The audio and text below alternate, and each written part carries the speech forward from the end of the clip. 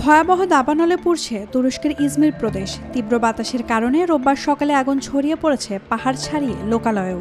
হুমকির মুখে পড়েছে বাসিন্দাদের জনজীবন। এখনও পরিস্থিতি নিয়ন্ত্রণে আসেনি বলে জানিয়েছে স্থানীয় কর্তৃপক্ষ। জানা গেছে, প্রবল ধোঁয়ার কারণে হেলিকপ্টার চলাচলও বন্ধ রাখতে বাধ্য হয়েছে কর্তৃপক্ষ। এ কারণে স্থলপথে কাজ করছেন দমকল কর্মীরা। তবে আগুনের তীব্রতা এতটাই বেশি যে অনেক জায়গায় তাদের পক্ষে পৌঁছানো সম্ভব হচ্ছে না। এছাড়া সাময়িকভাবে স্থগিত করা হয়েছে ইজমির আন্তর্জাতিক বিমানবন্দরের সব ফ্লাইট। সব মশার বিরুদ্ধে সুরক্ষা দিতে এলো বসুন্ধরা এক্সট্রিম অ্যারোসল। মশার বিরুদ্ধে এক্সট্রিম সুরক্ষা।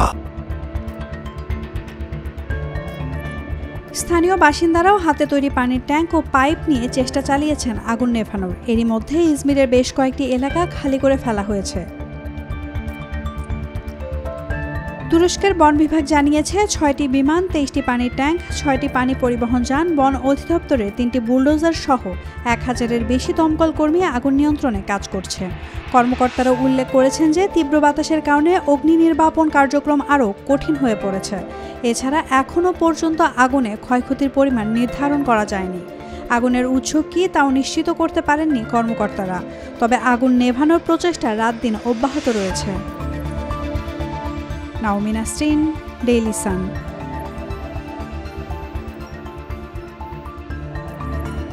For more updates, follow us on Facebook, subscribe our YouTube channel, get the latest update on www.daily-sun.com.